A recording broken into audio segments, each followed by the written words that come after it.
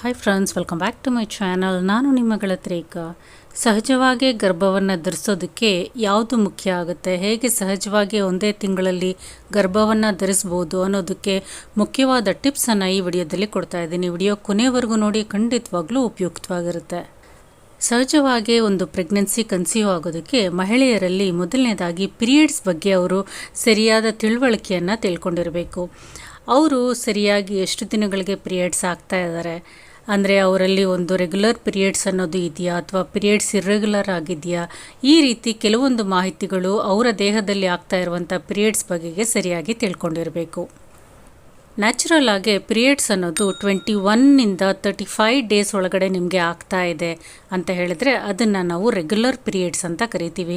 ನಿಮ್ಮ ಪೀರಿಯಡ್ಸು ಈ ತಿಂಗಳು 24 ದಿನಗಳಿಗೆ ಆಯಿತು, ನೆಕ್ಸ್ಟ್ ತಿಂಗಳು 30 ದಿನಗಳಿಗೆ ಆಯಿತು, ಈ ರೀತಿ 21 ದಿನದಿಂದ 35 ದಿನಗಳಲ್ಲಿ ಪೀರಿಯಡ್ಸ್ ಅನ್ನೋದು ನಿಮಗೆ ಆಗ್ತಾ ಇದೆ ಅಂತ ಹೇಳಿದ್ರೆ ಅದನ್ನು ರೆಗ್ಯುಲರ್ ಪೀರಿಯಡ್ಸ್ ಅಂತ ಕರಿತೀವಿ. ಒಂದು ಸಲ 2 ದಿನ ಮುಂಚೆ ಆಗ್ಬೋದು, ಇನ್ನೊಂದು ಸಲ 2 ದಿನ ಲೇಟ್ ಆಗ್ಬೋದು. ಈ ರೀತಿ ಆದರೂ ಸಹ ನಿಮಗೆ 21ರಿಂದ 35 ದಿನಗಳು ಪೀರಿಯಡ್ಸ್ ಆಗ್ತಾ ಇದೆ ಅಂದರೆ ಅದನ್ನು ರೆಗ್ಯುಲರ್ ಪೀರಿಯಡ್ಸ್ ಅಂತ ನಾವು ಕನ್ಸಿಡರ್ ಮಾಡಬೇಕು.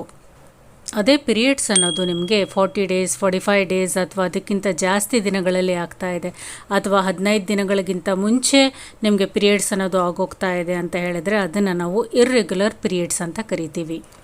ನೀವು ಸಹಜವಾಗಿ ಒಂದು ಪ್ರೆಗ್ನೆನ್ಸಿ ಧರಿಸ್ಬೇಕು ಅಂತ ಹೇಳಿದರೆ ಈ ಪೀರಿಯಡ್ ಸೈಕಲ್ ಎಷ್ಟು ದಿನದ್ದು ಅಂತ ನೀವು ಕರೆಕ್ಟಾಗಿ ತಿಳ್ಕೊಂಡಿರಬೇಕು. ಸಪೋಸ್ ನಿಮ್ಮ ಪೀರಿಯಡ್ ಸೈಕಲ್ ಒಂದು 28ಇಂದ 30 ಡೇಸ್ಗೆ ಆಗ್ತಾ ಇದೆ ಅಂತ ತಿಳ್ಕೊಳ್ಳೋಣ. ಸೊ ಲಾಸ್ಟ್ 2 ಟೈಮ್ಸಿಂದ ನಿಮ್ಮ ಒಂದು ಪೀರಿಯಡ್ಸು 28 ಸೈಕಲ್ದು ಆಗಿದೆ ಅಂತ ಅಂದ್ಕೊಂಡ್ರೆ ಅದರ ಒಂದು ಪ್ರಾಸೆಸ್ ಹೇಗಿರುತ್ತೆ ಅಂತ ಹೇಳಿದ್ರೆ, ಮೊದಲ 14 ದಿನಗಳಲ್ಲಿ ನಿಮ್ಮ ದೇಹದಲ್ಲಿ ಒಂದು ಅಂಡಾಣು ಅಂದರೆ ಎಗ್ ಅನ್ನೋದು ಬೆಳೆಯೋದಕ್ಕೆ ಶುರುವಾಗುತ್ತೆ. ಅದು ಒಂದು ಅಪ್ರೋಪ್ರಿಯೇಟ್ ಸೈಜ್ಗೆ ಬಂದಾಗ, ಅಂದರೆ 18 to 20 ಮಿಲಿಮೀಟರ್ಸ್ಗೆ ಬಂದಾಗ ಒಳಗಡೆ ಇರುವಂಥ ವಾಲ್ ಕೊಲ್ಯಾಪ್ಸ್ ಆಗಿ ಎಗ್ಗು ಹೊರಗಡೆ ರಿಲೀಸ್ ಆಗಿ ಬರುತ್ತೆ. ಇದನ್ನು ನಾವು ಓವ್ಯುಲೇಷನ್ ಅಥವಾ ಎಗ್ ರಿಲೀಸ್ ಡೇಟ್ ಅಂತ ಕರಿತೀವಿ. ಈ ರೀತಿ ಬಿಡುಗಡೆಯಾದ ಎಗ್ ಒಂದು ಯುಟರಸ್ ಟ್ಯೂಬ್ ಒಳಗಡೆ, ಫೆಲೋಪಿಯನ್ ಟ್ಯೂಬ್ ಒಳಗಡೆ ಎಂಟರ್ ಆಗುತ್ತೆ. ಫೆಲೋಪಿಯನ್ ಟ್ಯೂಬಲ್ಲಿ ಈ ಎಗ್ ಅನ್ನೋದು 12 to 24 ಅವರ್ಸ್ ಜೀವಂತವಾಗಿ ಇರುತ್ತೆ. ಸೊ ಈ ಟೈಮಲ್ಲಿ ಒಂದು ಗಂಡು ಹೆಣ್ಣು ಸಮ್ಮಿಲನ ಆದರೆ ಆಗ ಪುರುಷರಿಂದ ಬರುವಂಥ ಒಂದು ಸ್ಪರ್ಮ್ ಏನಿದೆ ಅದು ಫೆಲೋಪಿಯನ್ ಟ್ಯೂಬಲ್ಲಿರುವಂಥ ಎಗ್ಗನ್ನು ಸೇರಿ ಎಗ್ ಫರ್ಟಿಲೈಸೇಷನ್ ಆಗುತ್ತೆ. ನಂತರ ನೀವು ಗರ್ಭಧಾರಣೆ ಆಗ್ತೀರಾ. ಸೊ ಆದ್ದರಿಂದ ಒಂದು ಗರ್ಭಧಾರಣೆ ಆಗಬೇಕು ಅಂತ ಹೇಳಿದ್ರೆ ಅಂಡಾಣು ವೀರ್ಯಾಣು ಜೊತೆ ಸೇರಿ ಫಲೀಕರಣಗೊಂಡಾಗ ಗರ್ಭಧಾರಣೆ ಅನ್ನೋದು ಆಗುತ್ತೆ. ಆದರೆ ಪುರುಷರ ಸ್ಪರ್ಮ್ಸ್ ಏನಿದೆ ಅದು ಗರ್ಭದಲ್ಲಿ ಸೇರಿ 72 ಗಂಟೆಗಳು ಜೀವಂತವಾಗಿ ಇರುತ್ತೆ.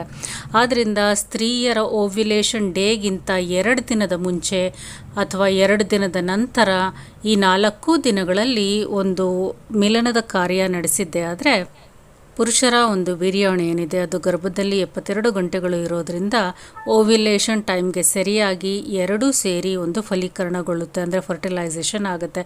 ಆದ್ದರಿಂದ ಸರಿಯಾಗಿ ನಿಮ್ಮ ಓವ್ಯುಲೇಷನ್ ಡೇ ಅನ್ನು ತಿಳ್ಕೊಂಡು ಓವ್ಯುಲೇಷನ್ ಡೇ 2 ದಿನದ ಮುಂಚೆ, ಓವ್ಯುಲೇಷನ್ ಡೇ 2 ದಿನದ ನಂತರ ಈ 4 ದಿನಗಳಲ್ಲಿ ದಂಪತಿಗಳು ಸೇರಿದ್ದೇ ಆದರೆ ಖಂಡಿತವಾಗ್ಲೂ ಮುಂದಿನ ತಿಂಗಳೇ ಒಂದು ಗರ್ಭಧಾರಣೆ ಆಗುವಂಥ ಎಲ್ಲ ಒಂದು ಸಾಧ್ಯತೆಗಳು ಇರುತ್ತೆ. ಸೊ ನಿಮ್ಮದು ಒಂದು ಪೀರಿಯಡ್ ಸೈಕಲ್ ಅನ್ನೋದು 28 ಡೇಸ್ದಾಗಿದ್ದರೆ ನಿಮ್ಮ ಓವ್ಯುಲೇಷನ್ ಡೇ ಬಂದು 14ನೇ ತಾರೀಕು, ಅಂದರೆ ಮಧ್ಯಭಾಗ 28 ದಿನಗಳ ಮಧ್ಯಭಾಗ ಏನಿದೆ 14ನೇ ದಿನದಲ್ಲಿ ಓವ್ಯುಲೇಷನ್ ಆಗುತ್ತೆ. ಆ ದಿನದ ಹಿಂದೆ 2 ದಿನ ಮುಂದೆ 2 ದಿನ ಒಟ್ಟು 4 ದಿನದಲ್ಲಿ ನೀವು ಸಮ್ಮಿಲನವನ್ನು ಹೊಂದಬೇಕು. ಸಪೋಸ್ ನಿಮ್ಮ ಪೀರಿಯಡ್ಸ್ ಡೇಟ್ ಅನ್ನೋದು ಅಥವಾ ಒಂದು ಪೀರಿಯಡ್ ಸೈಕಲ್ 35 ದಿನಗಳದ್ದಾಗಿದೆ, 35 ದಿನಗಳಿಗೆ ಒಮ್ಮೆ ಪೀರಿಯಡ್ಸ್ ಅನ್ನೋದು ಆಗುತ್ತೆ ಅಂತ ಹೇಳೋರು ಯಾವ ದಿನದಲ್ಲಿ ಓವ್ಯುಲೇಷನ್ ಆಗುತ್ತೆ, ಯಾವ ದಿನಗಳಲ್ಲಿ ಒಂದು ಸಮ್ಮಿಲನ ಹೊಂದಬೇಕು ಅಂತ ನೋಡೋದಾದರೆ ಆ 35ನೇ ತಾರೀಕು ಯಾವತ್ತು ಅಂತ ನೋಟ್ ಮಾಡ್ಕೊಳ್ಳಿ. ಆ 35ನೇ ತಾರೀಕಿಂದ 14ನ್ನು ಮೈನಸ್ ಮಾಡಿ ನಿಮಗೆ ಯಾವ ದಿನ ಸಿಗುತ್ತೆ, ಯಾವ ಡೇಟ್ ಸಿಗುತ್ತೆ ಅದು ನಿಮ್ಮ ಓವ್ಯುಲೇಷನ್ ಡೇ ಆಗಿರುತ್ತೆ. ಆ ಓವ್ಯುಲೇಷನ್ ದಿನ 2 ದಿನದ ಮುಂಚೆ 2 ದಿನದ ನಂತರ ಒಟ್ಟು 4 ದಿನಗಳಲ್ಲಿ ನೀವು ಸಂಭೋಗ ಕ್ರಿಯೆಯಲ್ಲಿ ಪಾಲ್ಗೊಳ್ಬೇಕು. ಅಂದರೆ ನಿಮ್ಮ ಒಂದು ಪೀರಿಯಡ್ ಡೇಟ್ 20ನೇ ತಾರೀಕು ಆಗಿದೆ ಅಂತ ಹೇಳಿದ್ರೆ 20ನೇ ತಾರೀಕಿಂದ 14ನ್ನು ಮೈನಸ್ ಮಾಡಿ. ಸೊ 6ನೇ ತಾರೀಕು ಸಿಗುತ್ತೆ. ಆ 6ನೇ ತಾರೀಕಲ್ಲಿ ನಿಮಗೆ ಒಂದು ಓವ್ಯುಲೇಷನ್ ಅನ್ನೋದು ಆಗುತ್ತೆ. ಆ 4 ದಿನಗಳಲ್ಲಿ ನೀವು ಸಮ್ಮಿಲನ ಕ್ರಿಯೆಯಲ್ಲಿ ತೊಡಗಿದ್ರೆ ಖಂಡಿತವಾಗ್ಲೂ ಸಹಜವಾಗಿ ಮುಂದಿನ ತಿಂಗಳಲ್ಲೇ ಗರ್ಭಧಾರಣೆ ಆಗುವಂಥ ಎಲ್ಲ ಸಾಧ್ಯತೆಗಳು ಇರುತ್ತೆ. ನಿಮ್ಮದು ಇರ್ರೆಗ್ಯುಲರ್ ಪೀರಿಯಡ್ಸ್ ಇದ್ದರೆ ಮಾತ್ರ, ಅಂದರೆ 45, 40 ಅದಕ್ಕಿಂತ ಜಾಸ್ತಿ ದಿನಗಳಾದರೂ ನಿಮಗೆ ಪೀರಿಯಡ್ಸ್ ಆಗ್ತಾ ಇಲ್ಲ, ಅಥವಾ ತುಂಬ ಅರ್ಲಿಯಾಗಿ 15 ದಿನಕ್ಕೆ ಮುಂಚೆನೇ ಪೀರಿಯಡ್ಸ್ ಆಗ್ತಾ ಇದೆ ಅಂತ ಹೇಳಿದ್ರೆ, ನೀವು ಗೈನಕಾಲಜಿಸ್ಟ್ ಅಥವಾ ಒಂದು ಫರ್ಟಿಲಿಟಿ ಎಕ್ಸ್ಪರ್ಟನ್ನು ಖಂಡಿತವಾಗ್ಲೂ ಕನ್ಸಲ್ಟ್ ಮಾಡಬೇಕು. ಅವರು ನಿಮ್ಮ ದೇಹದಲ್ಲಿ ಏನು ಪ್ರಾಬ್ಲಮ್ ಇದೆ, ಹಾರ್ಮೋನಲ್ ಇಂಬ್ಯಾಲೆನ್ಸಾ ಅಥವಾ ಒಂದು ಥೈರಾಯ್ಡಾ, ಬೇರೆ ಏನು ಪ್ರಾಬ್ಲಮ್ ಇದೆ ಅಂತ ರೆಕ್ಟಿಫೈ ಮಾಡಿ ಅದಕ್ಕೆ ಸರಿಯಾದ ಸಜೆಷನ್ಸನ್ನು ಕೊಡ್ತಾರೆ. ನಂತರ ನೀವು ಗರ್ಭಧಾರಣೆ ಆಗೋದಕ್ಕೆ ಸುಲಭ ಆಗುತ್ತೆ. ಸೊ ಫ್ರೆಂಡ್ಸ್, ಈ ವಿಡಿಯೋ ಇಷ್ಟ ಆಗಿದ್ರೆ ಲೈಕ್ ಮಾಡಿ, ಶೇರ್ ಮಾಡಿ, ಕಮೆಂಟ್ ಮಾಡಿ. Thank you for watching.